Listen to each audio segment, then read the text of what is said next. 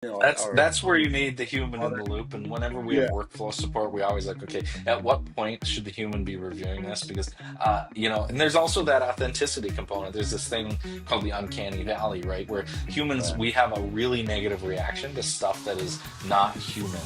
And Yeah. things that are approximating humanity but aren't quite right really Creepiness. make it creepy. And I think Yeah. we've all seen what's called work slop, AI generated content, AI generated emails, and you can still use AI to get 80% of the way through your marketing, through your email, but there needs to be a human in the loop on that last mile that really makes it and makes sure that it's in your voice, that it's human sounding, it's empathetic, it's passionate.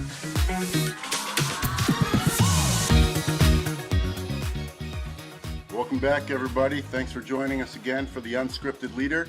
My name is Steve Margerin, and we love having great conversations with business leaders and folks leading with innovation, heart, and authenticity. And I am really happy today to introduce our guest, Dustin Bruzenak, and he's going to, tell you everything there is to know about AI in 20 minutes. Right now, just kidding, but Dustin is an expert and sort of a trailblazer in the world of AI. Does a lot of consulting with not only high-level companies but smaller companies. And I'm really excited to have him on the podcast because I'm sure we all have lots of questions about AI. I don't think we can get through a conversation without AI nowadays, without bringing up AI. So really happy to have you, Dustin. Welcome to the show. Thanks for having taking the time to talk with us, an unscripted leader. Yeah, thanks for having me. I think if you don't include an AI topic, you can't be published now. There's a law or something. It Right, has to include right, AI or it's not business related anymore. So we're moving on. right. So, And it's crazy how much just if we look at just today, how much it's impacting our lives. But I think, and you probably agree. I'd love to hear your thoughts that it's even more crazy to think about what the next 5 years look like as far as how that impacts, our lives, our businesses, and how we view work. yeah, Uh, very much so. I think the level of sea change we're talking about, I think the last comparison we have that even remotely close is the Industrial Revolution, and none of us were alive for that, I think. And so this is unprecedented piece of technology, and one of the things I say over and over again is this is the worst it'll ever be, right? So it's already replacing significant amounts of low-level knowledge work. It's helping people write blog posts and do marketing. It's helping people do video and podcasts. It's replacing automated reporting. It's just across the board.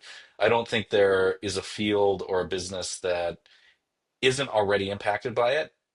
mm, The other thing I caution people though is if you think you can predict 5 years out, maybe refocus on next year because it's moving so fast from a technological perspective. The sea changes. I think we can see the general trends. I think those are moving in a way we can get our arms around, but the overall speed and pace of it is like nothing I've ever seen. And I've been around since the internet.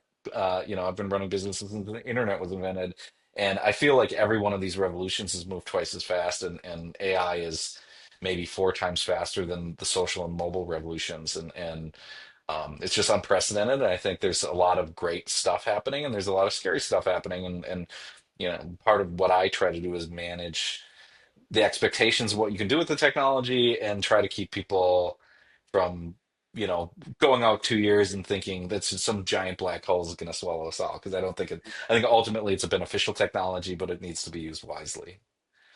yeah, and I think we talked about we're of the same generation, and are coming out with a personal computer, and crazy quotes from IBM like this thing will never catch on, and then going into the internet where Yeah. every storefront will go away, and there was all these fear, but I think right now there are some real risks, right, and some possible scary scenarios, but I think it's really about like you said, if we can only see the next year. I talk to business leaders and they're saying, what's the right steps to take today, right? Right. But put that in context a little bit. Tell me a little bit about how you got I mean, technology in general, I know you've been working with forever, but how'd you get to where you are in focusing specifically on AI? Because there's a story there. Yeah, so I'll try to be brief because it's a long story. So this is business number five for me and my identical twin brother Dylan. Yeah. We have always been in the technology space. We've had consulting businesses and product businesses, and we've had Modern Logic for about 15 years. And this really has evolved through multiple phases. So the joke I tell, and it's somewhat true, is when I started Modern Logic, my wife, who has been with me through four of my businesses, says, "This is your last one, Dustin." And so, joke's on her. I've managed to transition the business through multiple pivots without changing the actual business. So, I'm still technically good, right? Which is, as anyone who knows I engineering, is haven't seen technically the rule correct is the book. best kind of correct, right? I haven't So, seen the rule book, but I don't know, there may be clauses in the back, but apparently, you've got around them. So that's great. 'cause I'm the nerdy contract writer here, so I found the loophole. So yeah, we originally started as a mobile development shop, and we expanded into helping. So now, we've grown over time as technology has changed. We help people build websites, and we've really removed or minimized the custom software component, which was writing code for mobile apps. And we've Okay. taken that team and we've split it in half. One team supports existing software that people have written. And the other piece, we were looking for something that was growth that small and mid-sized businesses were struggling with. I found over my career that my passion is really democratizing this technology down to the small business level, because I think small business and mid-sized business owners, and I'm talking anywhere from a few $1 million to $250 million, sort of in Mm, that space, they tend to not have the resources that the big guys do, but they also are far more ethical employers. They're more relationship based customers. They are more, you can talk directly to the leadership team, and you're not dealing with some sort of massive vendor management or political infrastructure that has to do 7% layoffs every year in order to hit some market dynamic. And so when I went out, doing some research earlier in, like, late last year and earlier this year, I found that that sector was really being underserved by AI, because everyone knows they want it. No one knows where to get started. And one of our core values is pragmatism. And so really finding where the rubber meets the road in AI, and then explaining that to business owners in a way that makes sense, that goes beyond just here's what prompt engineering is, here's our workshops and our training. How do we mm, actually apply this to things like, one concrete example, right? How many concrete examples can I do? And one of those concrete examples is, there's a payroll company I was working with, and they are saving 30% of three FTEs. So one FTE in just managing reporting to their 700 employees. And those sorts of things really free up the people inside your company to do creative work. And that's really what I want to enable. I can't control the macroeconomic picture of what AI is going to do to the general economy, and but no one can stop it either. It's the genie is not going back in the bottle. That's not how technology works. And so my role, I think, is helping people continue to stay gainfully employed, helping business owners do more with what they already have, because we're all looking to take a bigger section of a pie that isn't growing very fast. And I think AI can help us do that in a way that frees up our people to work on more creative endeavors for us, more value generating endeavors. So I'm really excited about it from that perspective. I do yeah, think there are knock on effects for knowledge work, especially junior knowledge work. The education system is obviously going to need to be overhauled. And when you look at the Industrial Revolution and previous revolutions like it, you do see a spike of unemployment and a spike of unrest for 10 to 20 to 30 years as society sort of absorbs that change. And I think AI, we're going to see a similar, I'm hoping it's not displacement, but we're going to see a similar kind of learning period yeah. as this technology comes up. And my hope is that ethical players like small business owners, mid-sized business owners, myself, and other technologists like me can help to some degree mitigate that. Mhm. And I don't think it's going to be all doom and gloom. I think there's a very real optimistic way to look at it, where we don't have to sit chained to our desks stuck in the box anymore, and we can go and build relationships and work on things that really matter, and maybe take some more time away from the desk for ourselves and our families.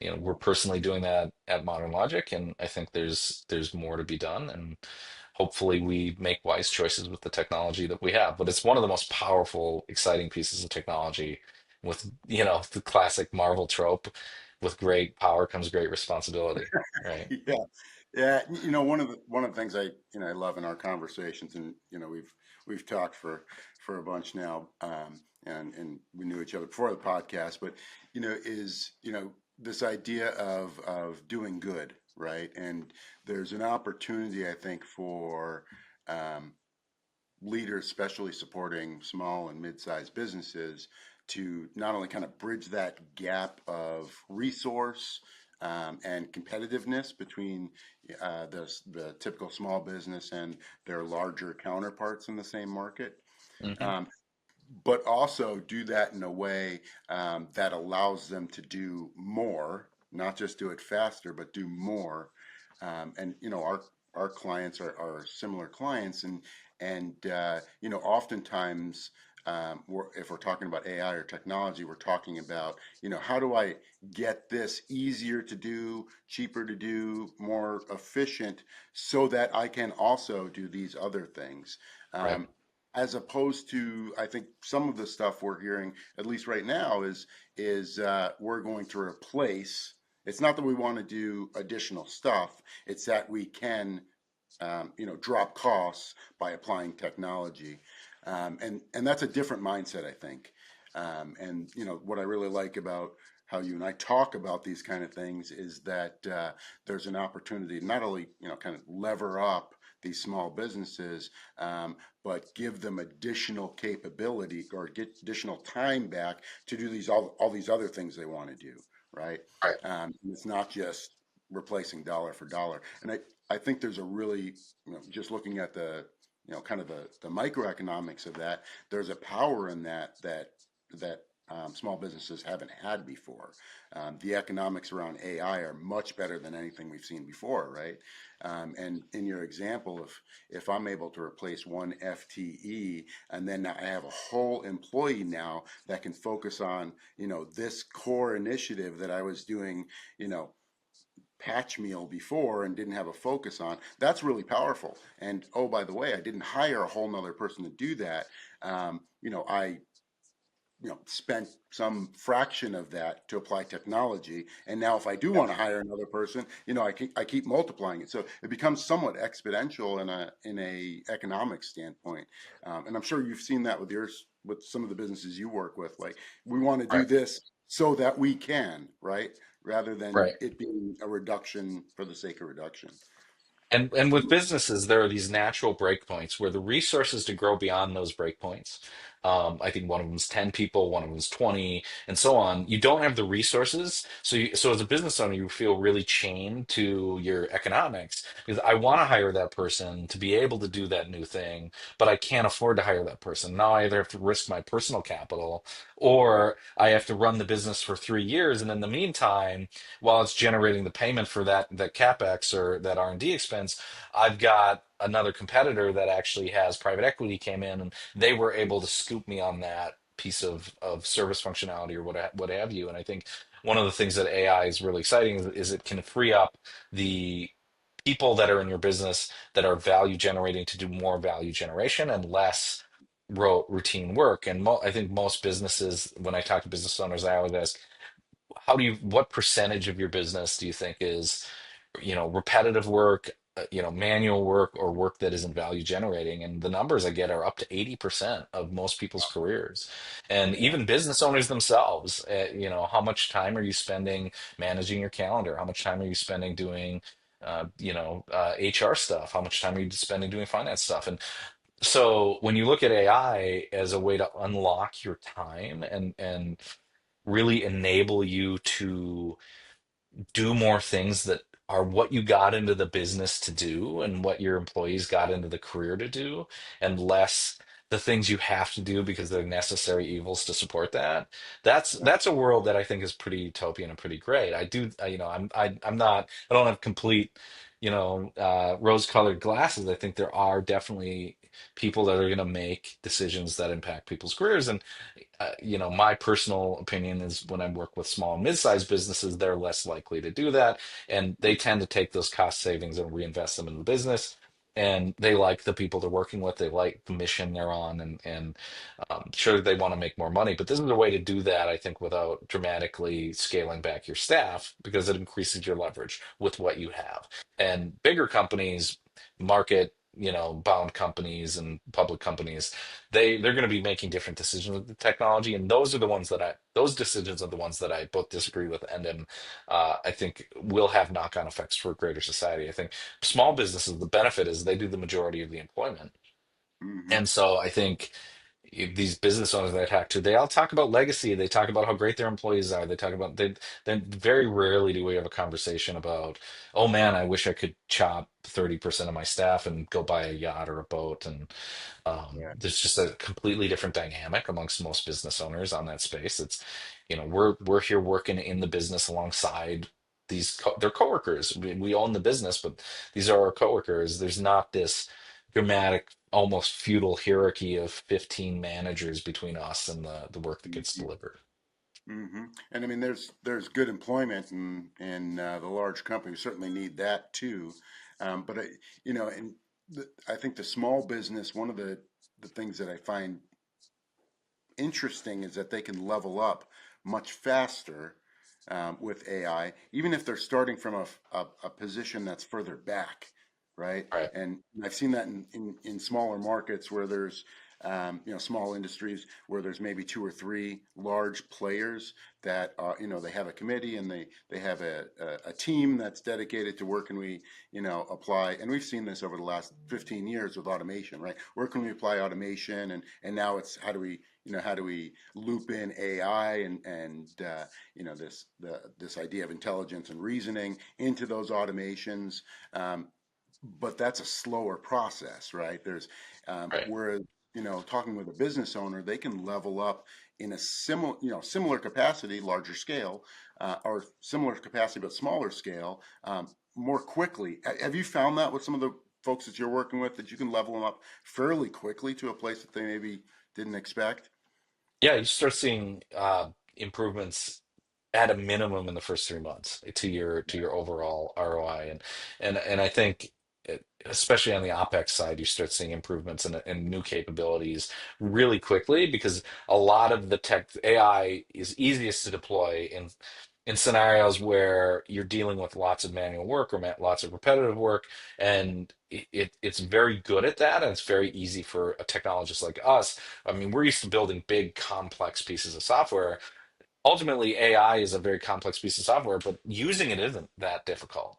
And so it's like a Swiss Army knife of superpowered tools that we can then use to really rapidly accelerate certain parts of your business. And then that allows us to unlock more and more value. I say it's, you start by saving 5 minutes a day, and then you invest that 5 minutes a day, and you have this compound interest of time where the more you save, the more time you have. And eventually you look around and you're like, okay, huge amounts of this are automated. What do I do now? It's like, okay, now I can innovate, or maybe take some more time with your family and actually take those vacation days that us business owners have been sitting on for 10 Yeah. years, Hmm. enjoy your kids while they're still in the house, right?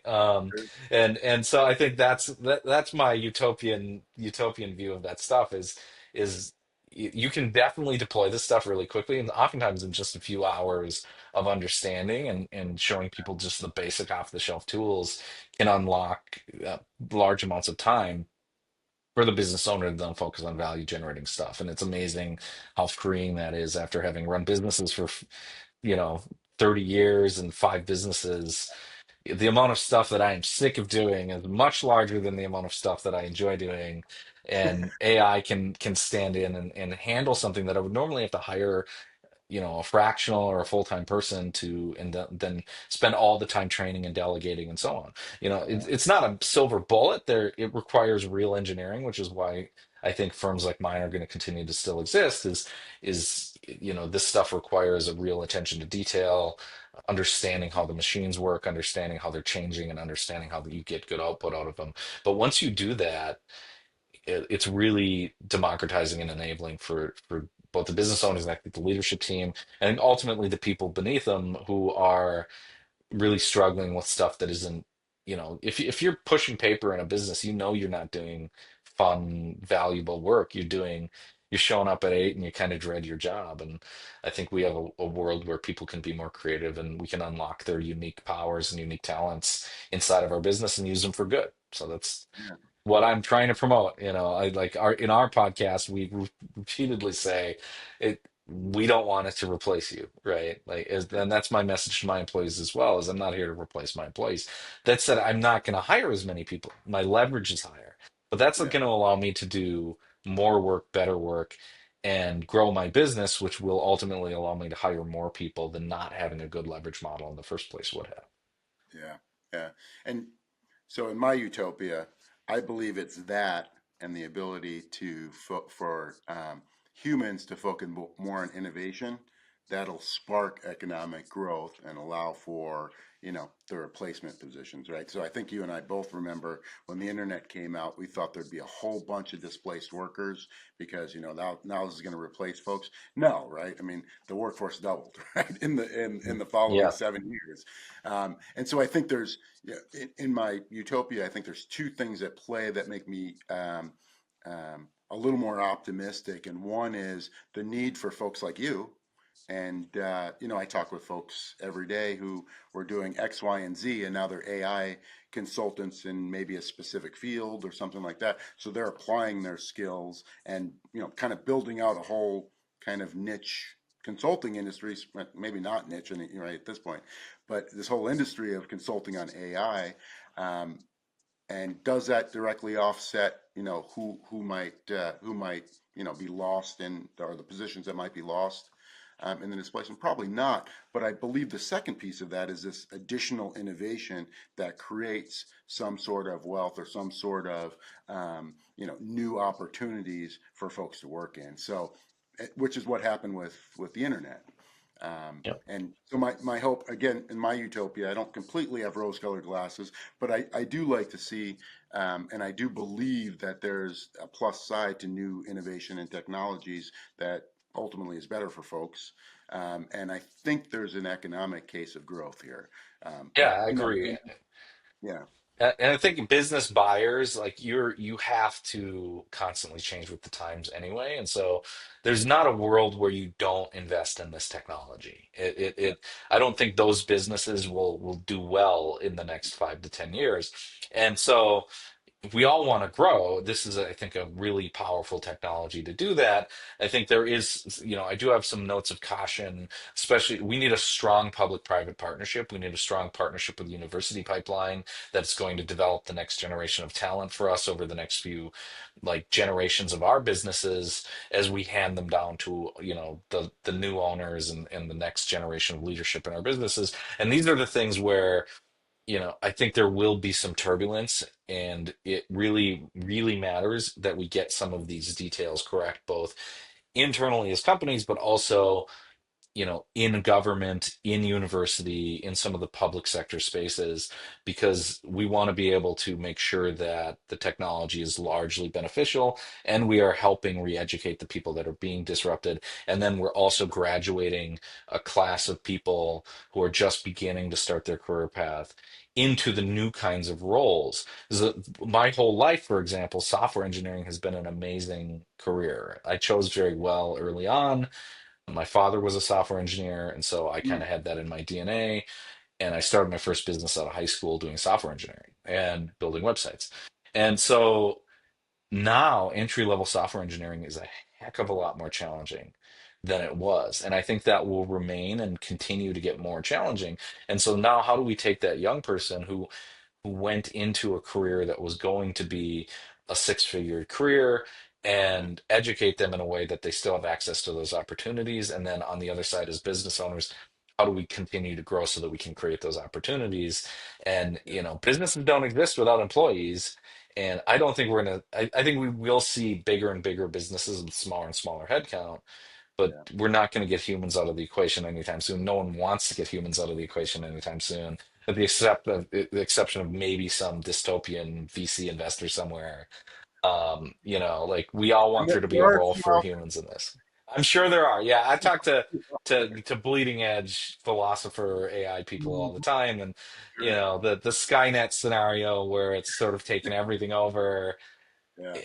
It's a remote possibility, and the fact that we're discussing it is, well, I think it's helpful to think through some of those scenarios and say, okay, these are the things we don't want, Yeah. and these are the things Yeah. we do want, and let's manage the technology to get to the things that we do want. And a lot of it depends on. I like that there's multiple frontier models that are approaching these problems differently.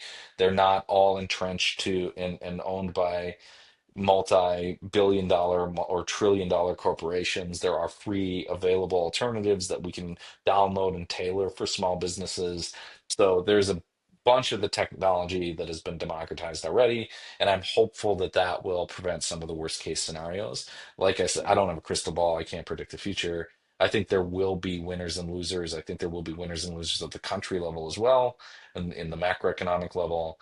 And it really depends on what investment looks like and how we approach this technology as a society. It's really going to be game changing. Anyone with kids is probably dealing with it right now with how education is changing for even children, right? Who they're going to grow up with this technology, and what is that going to do? Is I just had this conversation with my twin, who's our head of research. What if we end up in a post-reading society, right? That's like where the AI is doing all the reading for you, and you don't need to learn how reading is the new cursive. Everything is audio, everything is spoken, everything is translated. You could see a world where reading becomes less necessary, and that's obviously a thought exercise, but Yeah. the like thinking through some of those scenarios and how do we bring that back to okay, what choices am I making today and tomorrow? And I think one of the things as a business owner I'd say is like the choice should be number one, educate on what it can do, what it can't do, and where you should use it in the business, because you can do that right now, and that's going to be valuable regardless of which scenario plays out. If you're sitting there in a hole, not educating yourself, you're the one who's going to get displaced, right? I Yeah. think I'm not a doom and gloom person. That's just the facts of the matter. It is such a transformative technology that if you're not investing in it, you will eventually your lunch will get eaten, right? Yeah. Someone will Yeah. drink your milkshake, right? And that's it's an interesting conversation, and I'm sure you bump into them or have conversations, or someone's like, well, I don't know about this whole AI thing. I feel like it's inauthentic, and I don't feel like it's and it's an easy cop out way of saying it's a lot of work for me to get from here to, you know, feeling as though I have a way to leverage this. And the answer is, we're going to poo-poo this technology, or, talk about it at arm's length, as opposed to finding those kind of somewhat messy and challenging and decisions of how we get from here to there. So in that thought, I'd love to hear from your work. What are you seeing as kind of it, you know, either what you would recommend or what you're seeing a lot of, the one, two, and three biggest kind of use cases that are moving the needle for small businesses right now? So I think on the leadership team, understanding it enough that you can use it to help ideate, you can use it to help Mm, work on business strategy, and really understanding the fundamentals. So we advise usually people pick one person to go and really learn what prompt engineering is, context engineering, and understand how to say create a custom GPT that you can share with the rest of the team. And because getting quality output from it is work. And there's kind of this moment where we all use the AI and we're like mind blown. The world has changed. So we calling right. that feeling the AGI in the industry, right? Like feeling like it feels like you're almost conversing with an intelligent being the first time you use it. And then you Right. use it for something you're good at and you Yeah. realize it's That's not not that right. smart, right? Yeah. And there's a certain set of people for whom they will get there and they'll dismiss the technology, and that is not the right decision. The right decision is to then learn how to get that AI built up to an expert level using prompt and context engineering so that it can then do nearly expert level work and then become a curator, a human in the loop of that content. And so you're now leveraging the AI to do something you would be doing anyway, but you're doing it 80% faster and you're still in creative control of the output. So those are like understanding that fundamental philosophy is important on the leadership team. And I think that's the number one thing I would say is look at the things you're doing and start asking yourself, where can AI help? And then play. Or if you don't have time to play, pick one leader on your team who has time to play and just really feel out what it can do, because there will be stuff that your leadership team is doing, whole classes of things that you're doing that the AI can slowly or quickly just start eating away at to free up your mind share. So that's one. Number two is workflow support. So any repetitive or routine or manual task in your business, you need to be building a list. I love the EOS companies for this because they've already built the process list of the 8 to 10 core processes of their business. And we're an EOS company. We work with EOS companies, and you're out. That basically is your roadmap, and you just start saying, okay, what pieces of this are manual or routine? What pieces of this aren't generating value? Let's just build a big list for each portion of our org, and then prioritize those based on value, and start chipping away. We use a framework called ICE, which is impact, confidence, and ease. It's basically, does it have a high impact or does it have a low impact, but it's really easy to do, right? And we sort out and build a roadmap for each of these different parts of the org, and then start replacing over time those routine processes and freeing your people up. And as your people free up, start thinking, okay, what more can we be doing? So I think number two is workflow support. And I think number three, which is coming but not here yet, is agentic, right? And I think from the perspective of agentic, the reason I say it's not here is it doesn't yet make large, long chain, complex decisions in a way that a human would, in a way that's wise. It requires too much investment. We're seeing agentic workflows fail at the enterprise level, and they have much more to invest.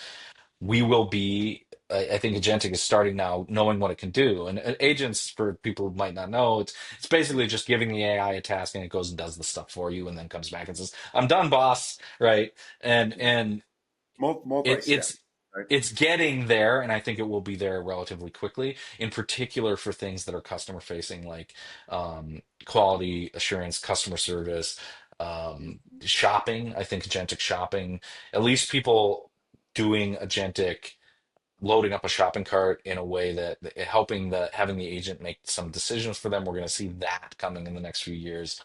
And then Mhm. how's your web presence optimized for those agents coming to your website, so that I'm no longer, I mean, most of it, there was some crazy statistic that 50% of Google search traffic now isn't clicking through because that summary that they put at the top is good enough. So how do I up level my brand so that the agent that's doing that properly represents my brand in a way that's intriguing to the person who's looking at who's searching, and it's higher than my competition? Those are Yeah. the things that I think are worth investing in now. And right now, really core though is getting that leadership level knowledge and start working on that workflow support. And that's where we really focus, because that's where the ROI is. There's a bunch of like pie in the sky agentic, and we're going to have AI employees, and none of that's really materializing for the vast majority of jobs Yeah. this Yeah. year, and maybe to mid next year.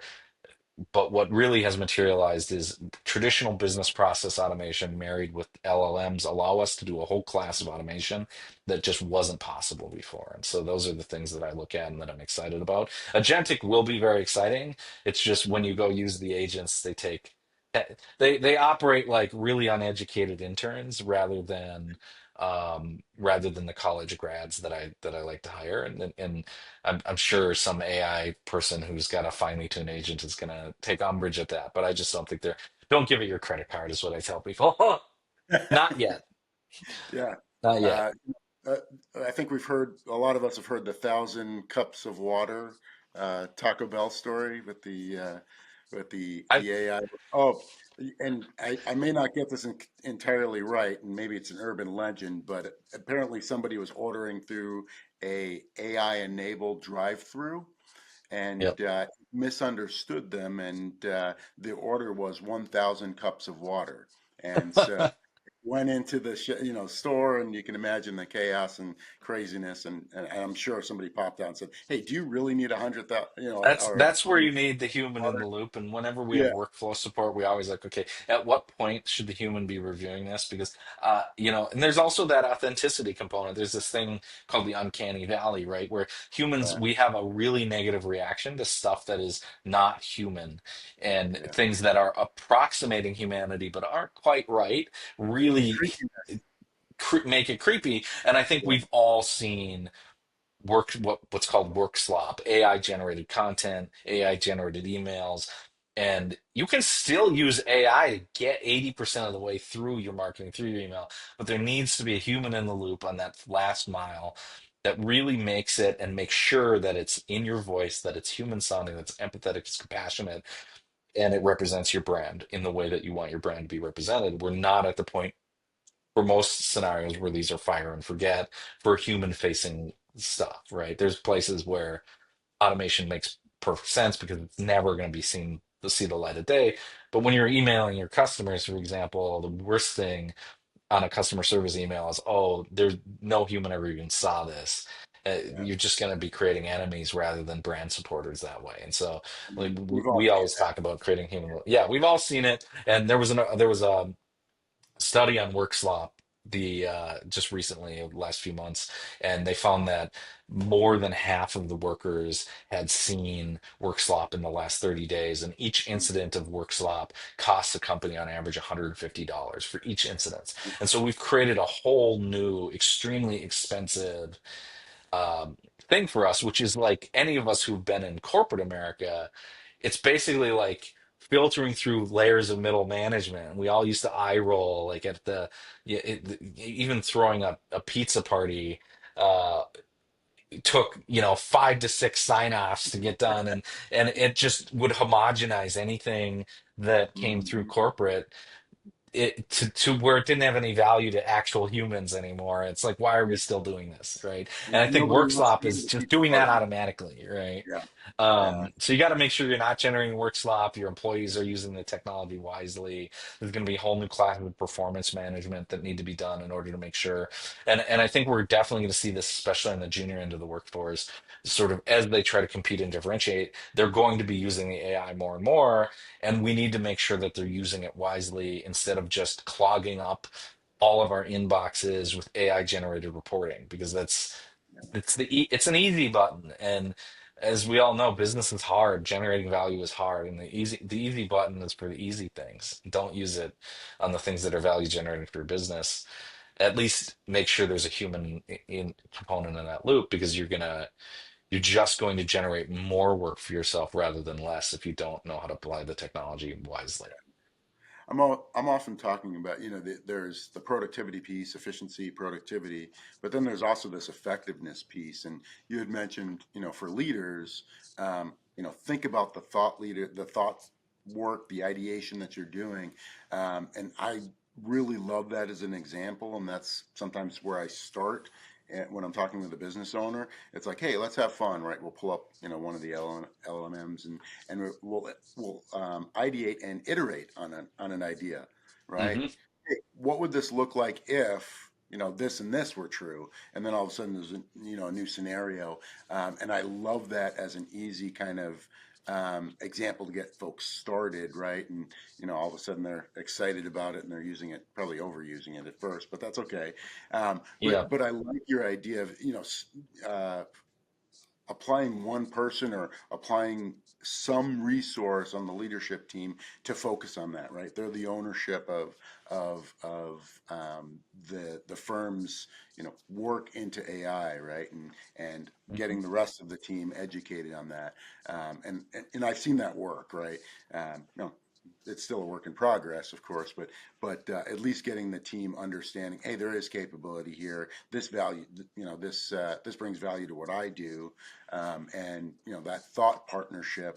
I mean, certainly in my business is shoot a lot of value. And you and I talked about Claude and how I'm using that, and it it gets me to new ideas faster, Right. and helps me preliminarily stress test ideas. Does this make sense? Doesn't it? And apply all this other business logic to it that normally I'd probably reach out to other folks and it'd be like a week to develop, does this make sense as opposed to an afternoon, right? Yeah, Um, and I mean it has that management consultant role to it, and even if it's wrong, it's wrong can be wrong in ways that spark new ideas, and yeah. I think that's the thing that people, especially at the leadership level, when you're chatting with it, sometimes the context window gets out of scope and it starts to kind of go off the rails a little bit, and it's still a new technology. And in software engineering, we have something called rubber ducking, right? Which is the concept of bringing someone in to be a rubber duck. I don't have a rubber duck on my desk, but I have a little pig. And explaining it to another person or a rubber duck on your desk oftentimes activates a different neural pathway and allows you to get to that conclusion faster. And AI is the ultimate rubber duck. Even if you're driving a lot of the creativity and the ideation, it's going to be guiding you in that thought process. Otherwise, you've got the what I call the empty page problem. I have a creative writing background, and the worst thing is the blank page when you're first getting started and you're trying to write that first paragraph. AI just will give you that whole first page, and it could be terrible if you, especially if you Yeah. don't tune it and prompt it, but it Right. gets you through that inertia to get Yep. to the core Get ideas. started. And then it also is shockingly creative in that it has access to far more information than any of us Mm, ever will. And so sometimes you'll get something that comes out of left field that you had never even thought of because you had a competitor, or there was a paper somewhere and interpreted that paper. And so one of the examples I use when we do workshops is we have a do tam sam sam like market mm, analysis using deep research. And I do a live demo where I have it generate, effectively a fake report. And it makes up some of the numbers. You have to double check all of this, but it does a shockingly good job at narrowing in on the macroeconomic trends that might be informing your market decisions, because it has access to so much information, and it mhm. and it is synthesizing all that information every time you prompt it. So another reason why they're so expensive to run is because of the amount of data they then have access to for solving that. But for business owners, it's like, having a good McKinsey consultant that you just need to be very clear about what you want from it. Right. Yeah. And It's that's like maybe any a hire, part two. really. That could be a podcast. That could be, a whole master class in and of itself, right? Yeah. Prompt engineering. Do we have prompt engineering degrees yet? I mean, that's going to come out, right? I Or imagine there's yeah. probably some preliminary ones, and so I'm a software engineer by training, and uh, 2 years ago, 2.5 years ago, when this was all starting to really hit the field, I looked at it, I'm like, that's not engineering. But now that I'm much more familiar with AI, so it very much is an engineering role. And I Mhm, classify engineering, especially on the software side. We have this process called agile development, and it's an mhm, iterative process where you break a big thing up into often 2 week components we call sprints, and then you iterate, and every one of those sprints has quality control testing, and then you yeah. take and you feed that information back into the process and planning pipeline, because projects are, especially software, are organic and they're always changing, and as you learn new things, it's R&D, research and development. And similar to that, prompt engineering and its parent, context engineering, which is an even bigger thing. Those are incredibly important, and having a process for getting good prompts, an iterative process, and having real engineering to do real quality testing and real quality assurance, and making sure, for instance, if there's a change in the fundamental underlying model, that now your Mhm, prompt is going to be spitting out bad data, and we need to go back and change how we prompt it. ChatGPT 5 dramatically changed how things change over ChatGPT 4. And those are the things you need to pay attention to and create a real engineering process, which is why I think this lives in the IT sector of a lot of people's businesses, or in a new more technology adjacent sector. So typically I advise people, like, if you don't have someone in the team who is super enthused about it, your technology person or your marketing person, those are both very tech savvy roles. They've had to be for mhm, a long time. Those are the places to look for your AI architect support, because you want someone who's got a rigor. And I think that's one of the things I see small businesses who are really AI who are aggressive at adopting AI fail at is they don't have that engineering background, that engineering experience. They don't know what a quality engineering pipeline looks like. Prompt Yeah. engineering really is engineering, and context engineering really is engineering. And I think having a process for managing your prompts, managing how they're built, having a structure for that, and managing the quality output is going to become increasingly important. And I think so. I think that role is only going to grow over the next few years. There might be a point where the AI is doing the prompt engineering for you. In fact, a lot of the LLMs are adding a precursor LLM that takes your prompt and expands on it. And one of my secret weapons is my GPT, or my prompt engineering prompt that Yep. generates prompts. Because Mhm. AI is I pretty good at started prompting that. I itself, started right? doing that after you told me about that, It's and amazing, right? It doesn't. it saves me time, and it prompts and gives specifics on a prompt that I just even never would have thought of or would have worded more poorly. Yep. And interestingly enough, depending upon, I'm sure you've tried this, uh, I can tell it what LLM I'm going to be plugging into, right? So, Right. so I have this in ChatGPT, but I'm a big user of other ones as well, and so I'll say I'm using it for this, and then it'll change how it prompts, and that was a really interesting exercise.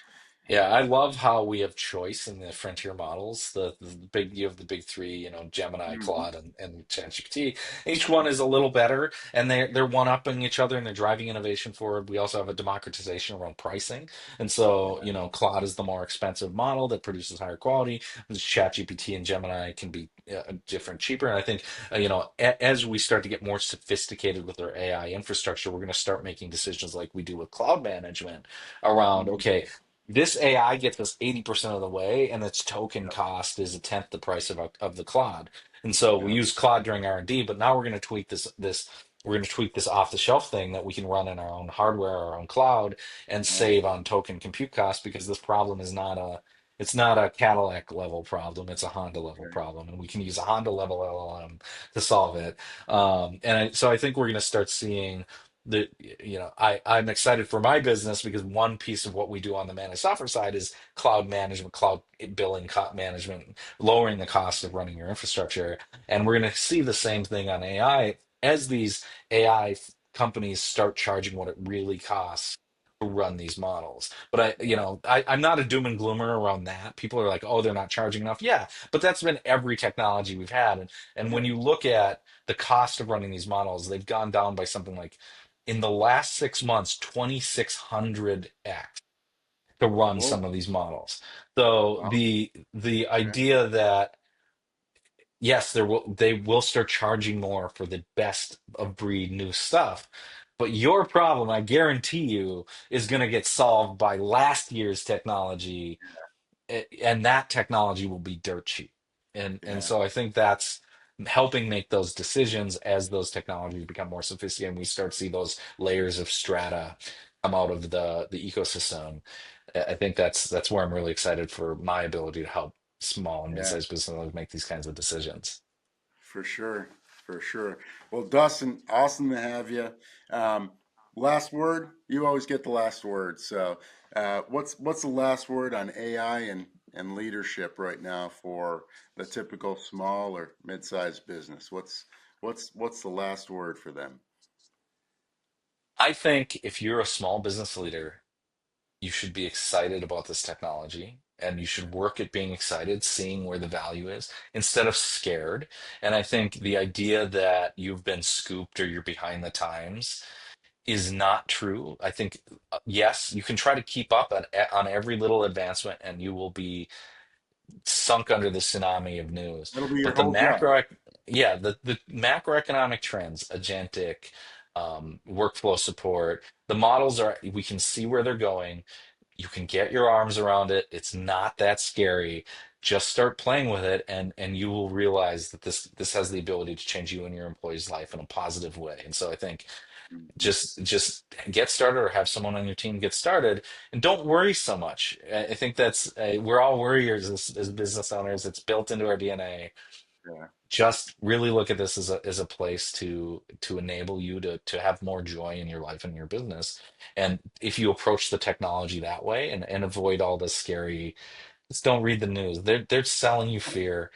Yeah. You don't have to worry about it being a hype bubble if it's solving real problems for you in your business every day, because those problems will exist with or without the hype, and the solutions will as well. So that's what I would say is be hopeful, start working on it now, and don't be worried that you're behind the times. But if in a year from now, if you haven't looked at it at all, you probably will be, right? Like Yeah. don't sit on it forever, because there will be a point where you can't get your arms around it from scratch. Now is not that time. Now is a great time to be looking at implementing AI. 26 is a great time to be implementing AI in your business. I love that. I love that. Get started now, and you're not as far behind as you think you are. You can Right. catch up. So, Yeah. perfect. Well, Dustin, really appreciate having you on the podcast. I'll continue to reach out to you and ask all my crazy questions, as you know. But I'll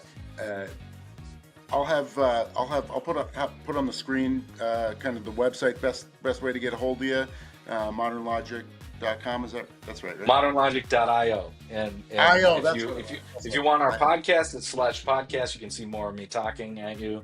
Me and my business partner Andy, every 2 weeks we have our own podcast, or you can just scroll down to the contact form and put in your email. It comes right to me, so I'm the guy that answers that. So Nice. or you You can don't have find me on somebody else. LinkedIn as well. You don't Yeah. have So somebody in your emails. not yet.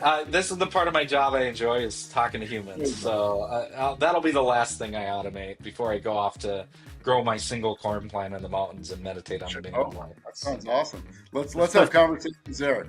So I Yeah, there you really go. appreciate it, Dustin. Awesome having you on the podcast, and thanks for joining us for a great conversation on the Unscripted Leader.